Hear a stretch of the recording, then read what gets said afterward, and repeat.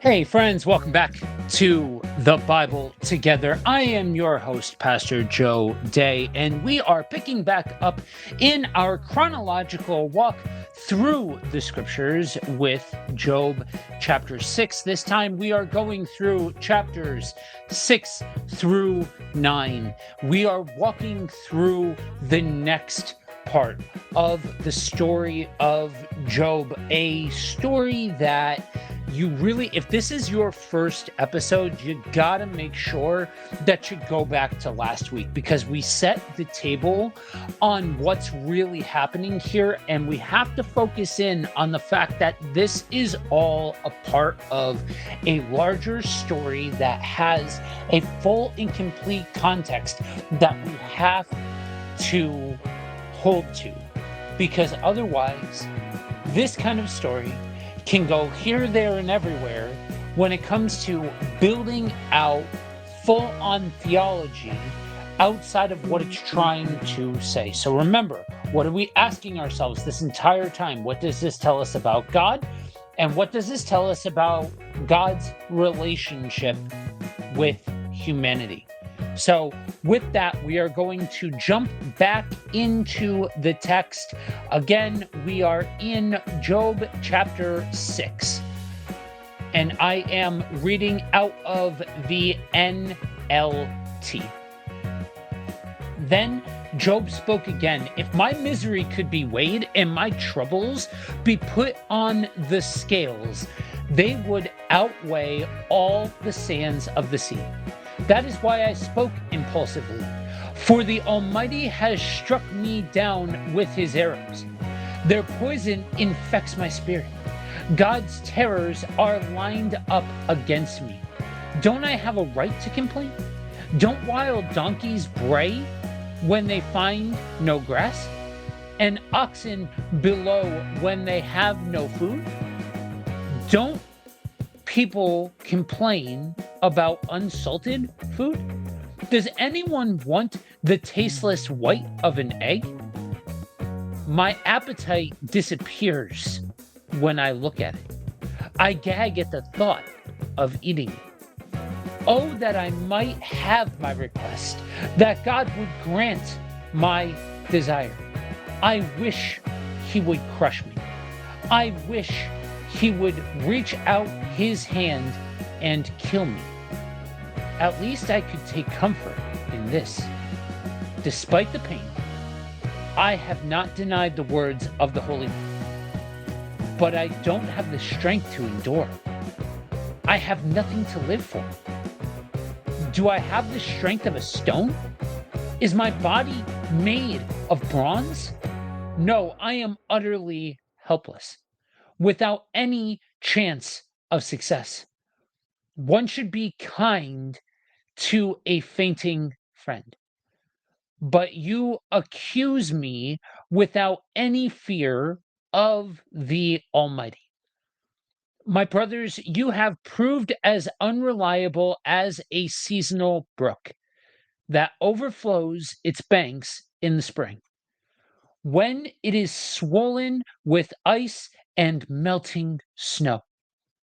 But when the hot weather arrives, the water disappears. The brook vanishes in the heat. The caravans turn aside to be refreshed, but there is nothing to drink, so they die. The caravans from Tema search for this water. The travelers from Sheba hope to find it. They count on it, but are disappointed. When they arrive, their hopes are dashed. You too have given no help. You have seen my calamity and you are afraid. But why? Have I ever asked you for a gift? Have I begged for anything of yours for myself? Have I asked you to rescue me from my enemies or to save me from ruthless people? Teach me, and I will keep quiet.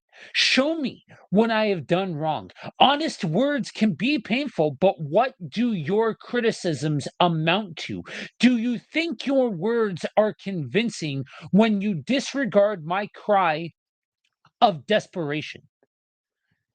You would even send an orphan into slavery or sell a friend. Look at me. Would I lie to your face? Stop assuming my guilt, for I have done no wrong. Do you think I am lying? I don't know the difference. Don't I know the difference between right and wrong? Chapter 7. Is not all human life a struggle? Our lives are like that of a hired hand, like a worker who longs for the shade, like a servant waiting to be paid. I too have been assigned months of futility, long and weary nights of misery. Lying in bed, I think, when will it be morning? But the night drags on and I toss till dawn. My body is covered with maggots and scabs. My skin breaks open, oozing with pus. My days fly faster than a weaver's shuttle. They end without hope. Oh God, remember that my life is but a breath, and I will never again feel happiness. You see me now, but not for long. You will look for me, but I will be gone. Just as a cloud dissipates and vanishes, those who die will not come back. They are gone forever from their home, never to be seen again. I cannot keep from speaking. I must express my anguish. My bitter soul must complain. Am I a sea monster or a dragon, that you must place me under guard? I think my bed will comfort me and sleep will ease my misery, but then you shatter me with dreams, terrify me with visions. I would rather be strangled, rather die than suffer like this. I hate my life and don't want to go on living. Oh, leave me alone for my few remaining days. What are people that you should make so much of us, that you should think of us so often? For you examine us every morning and test us every moment. Why don't you leave me alone, at least long enough for me to swallow? If I have sinned, what have I done to you, O watcher of all humanity? Why make me your target? Am I a burden to you? Why not just forgive my sin and take away my guilt? For soon I will lie down in the dust and die. When you look at me, I will be gone. Chapter 8. Then Bildad the Shuhite replied, how long will you go on like this? You sound like a blustering wind. Does God twist justice? Does the Almighty twist what is right? Your children must have sinned against him, so their punishment was well deserved. But if you pray to God and seek the favor of the Almighty, and if you are pure and live with integrity, you will surely rise up and restore your happy home. And though you started with little, you will end with much.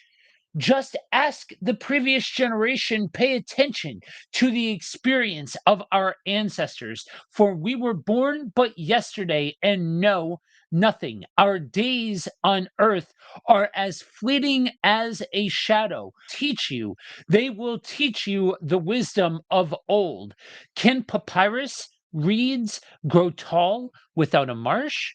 Can marsh grass flourish without water? While they are still flowering, not ready to be cut, they begin to wither more quickly than grass. The same happens to all who forget God. The hopes of the godless evaporate. Their confidence hangs by a thread. They are leaning on a spider's web. They cling to their home for security, but it won't last. then try to hold it tight.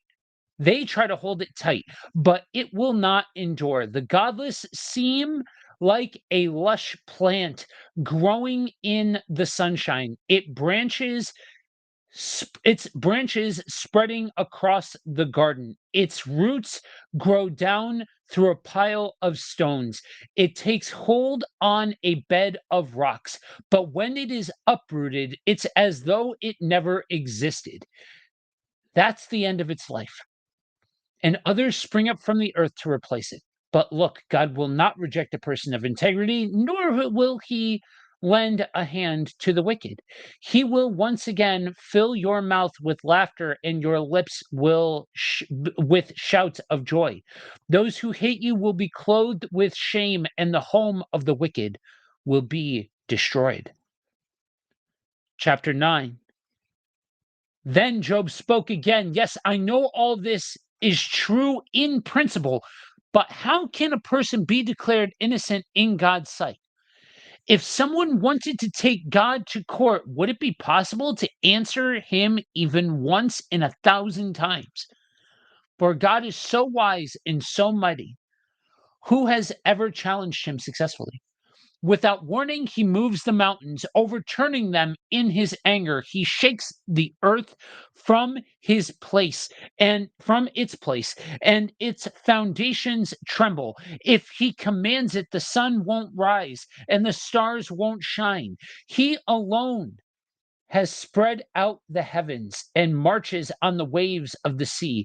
He made all the stars, the Bear and Orion, the Pleiades, and the constellations of the southern sky. He does great things too marvelous to understand. He performs countless miracles. Yet, when he comes near, I cannot see him. When he moves by, I don't see him go. If he snatches someone in death, who can stop him? Who dares to ask, "What are you doing?" And God does not restrain his anger. Even the monsters of the sea are crushed beneath his feet.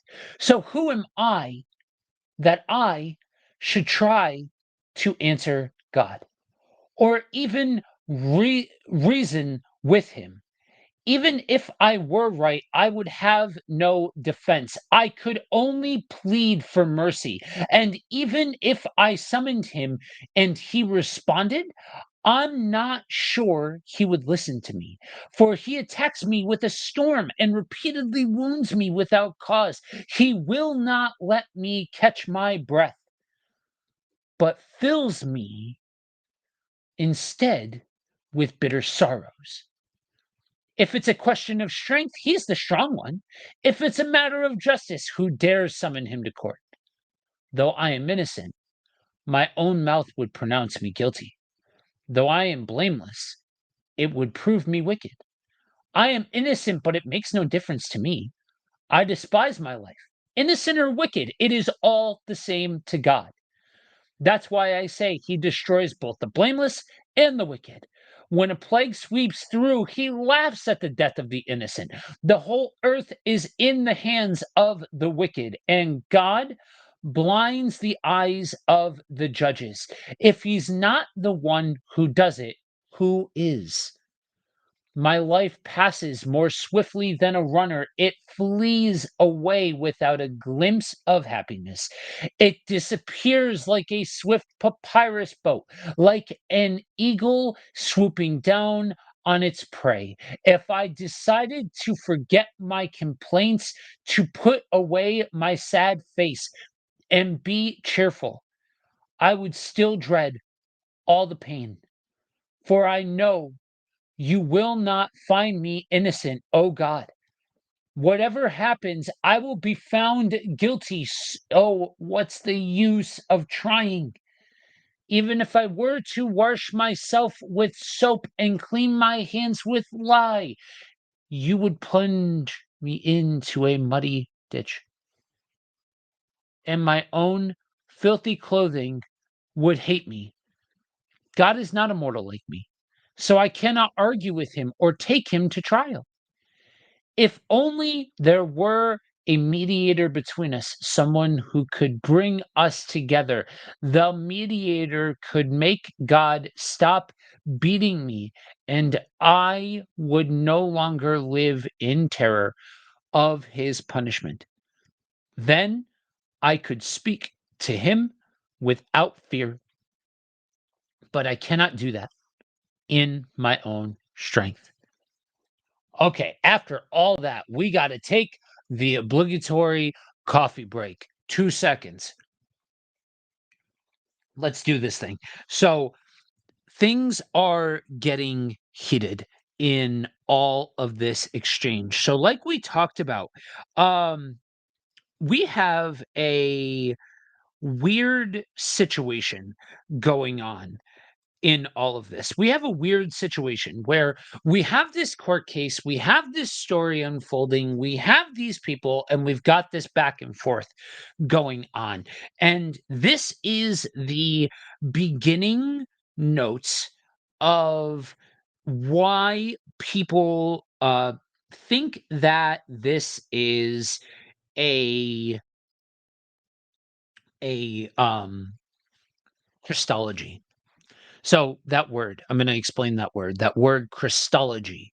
It is a it is a pre-incarnate manifestation of Jesus. There's a whole thing. How many Christologies there are in the Old Testament? What is, what isn't? And so you notice how, what if there was a mediator? Well, again, types and shadows here, but this is where we are starting to get into the territory of why folks think that we are setting up for that mediator to come in and to be a Christology, or for this to be a story that is not an actual historical account, but one that's meant to be an object lesson. Like we talked about before, we are firmly in the territory that we have to accept that we do not know the what's and the where's and the why's and the how's. We do not know the specific details of what all is taking place here, or when, or how, or all of that. We don't. What is this telling us about God? And what is this telling us about his relationship with humanity? Those are the two questions. So, in this portion, we have on display this simplistic mindset that we talked about last time. If you do good, God will do good to you. If you do bad, God will do bad to you. And so we have that. And then we have the responses of Job, where Job is starting to blame God. Job is starting to say, well, God abandoned me. He still is, he's giving into that same kind of mindset, but is now in turn saying, well, he was saying that God is just. Now he's just saying that God's doing what he wants. And so we're seeing that Job had one wrong mindset, but was doing certain things right, and is now shifting into a different mindset. And it's from this point that we'll pick it up and see where this exchange goes back and forth. But it is worth noting here some of the object lessons that are at play when you see the people that are involved, whether they are historic or not. We have the friends of Job who argue that Job's suffering is a consequence of his sins, and likewise, a consequence of his kids' sins, or his kids' deaths, a consequence of their sins. In the ancient world, particularly in Job's culture, there was a strong belief that a person's moral and spiritual standing directly affected their earthly fortunes. Prosperity was seen as a sign of God's favor and blessing, while suffering was interpreted as divine displeasure or punishment for sin. So Bildad in 8 reinforces this traditional view by suggesting that Job's suffering must be due to some hidden sin or transgression.